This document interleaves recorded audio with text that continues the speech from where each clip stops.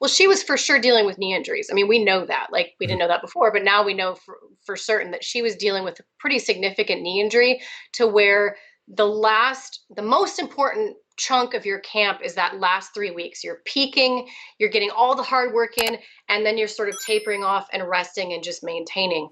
She didn't have an opportunity to do that in her camp. And so a lot of what she was having to do cardio wise was all upper body based, which is not enough to truly keep your legs under you, and your legs are what where your punching power comes from.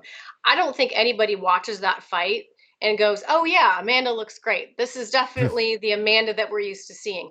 It's not to take away from Juliana's performance though, because I think that Juliana, even if Amanda had been at 100%, I think everybody would have been very surprised at what Juliana was able to do out there. And she did do something to Amanda that even Amanda admits had not been done to her before, which is really ring her bell. And to hear Amanda talk about, never having really experienced that before was interesting to me because she's been in some tough fights. She's fought Chris Cyborg. She's fought these women that I would definitely say have more natural power.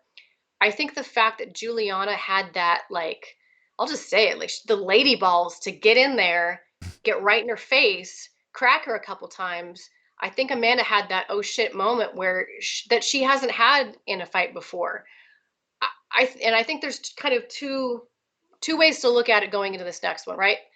Juliana needs to lean on that again and continue to be the bully. I don't think that Juliana will find success if she tries to somehow stay on the outside and outpoint Amanda. I think that's a fool's errand. On the flip side of it, Amanda's been there now, and I think if she does get in trouble again, it's not the same time, or it's not the same thing as the first time it happens to you. And I'm sure that she's been working really hard mentally to deal with those situations. But yeah, if Juliana can get in there and touch her up again, having a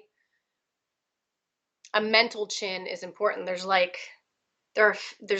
your physical chin that I think a lot of is frankly genetic. Like, some people are either prone to getting knocked out or they're really prone to not getting knocked out, and they can take some ridiculous shots. There's like that genetic physical chin, and then there's a mental chin. And it doesn't mean that you're a quitter. It just means like what is your body's natural reaction to getting cracked and getting your bell rung and you're seeing stars, and like what's your instincts after those moments. So I'm sure that Amanda's been training that, and I'm sure that Juliana is going to try to exploit it as well. So I think that's going to be the crux of that fight.